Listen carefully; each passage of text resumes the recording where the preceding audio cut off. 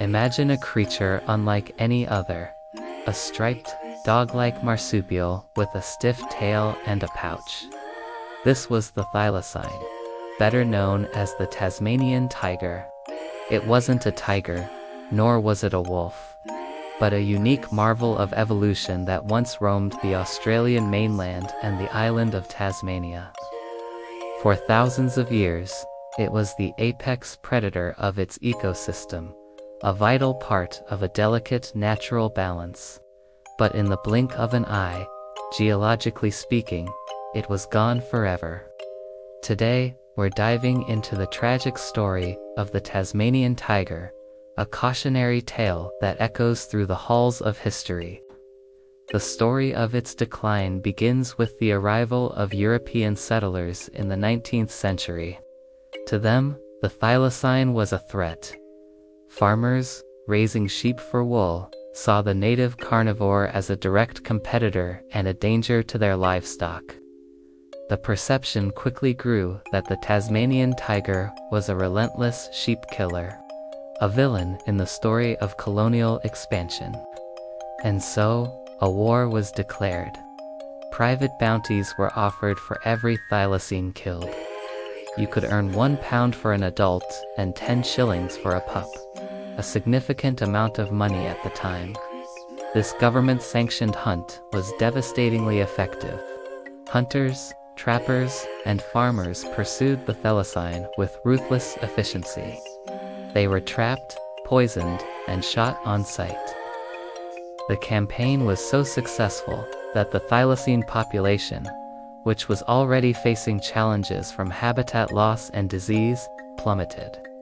Its shy, nocturnal nature made it an easy scapegoat, even though studies later suggested that stray dogs and poor farm management were likely responsible for most livestock losses. But the narrative had been set, and the thylacine was paying the ultimate price. Its numbers dwindled from thousands to hundreds, and soon, they were nearly impossible to find in the wild. By the early 20th century, the Tasmanian tiger was critically endangered.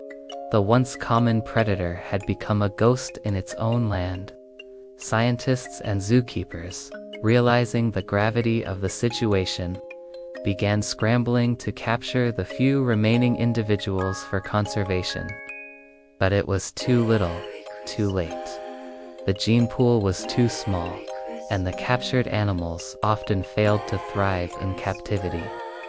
The last known wild thylacine was shot by a farmer named Wilf Batty in 1930. He saw the creature near his henhouse and didn't realize its significance until later.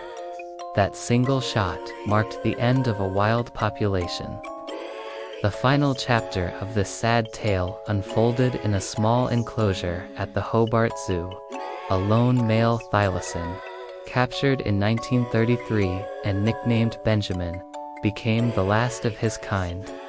He lived out his final years as a curiosity, a living relic of a species on the brink.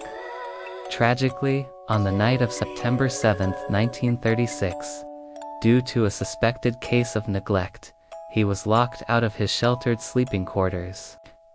He died from exposure to the cold Tasmanian night. Just 2 months earlier, the Tasmanian government had granted the species official protection, but the law came too late. The last Tasmanian tiger was gone.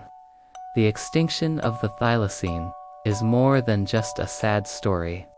It's a stark reminder of our profound impact on the planet. A unique and fascinating creature was wiped from existence by fear, misunderstanding, and relentless persecution.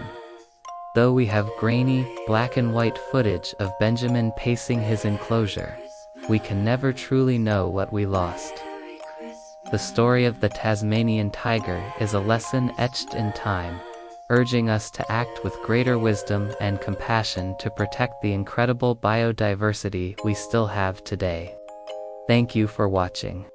If you found this story compelling, please like, share, and subscribe for more deep dives into our natural world.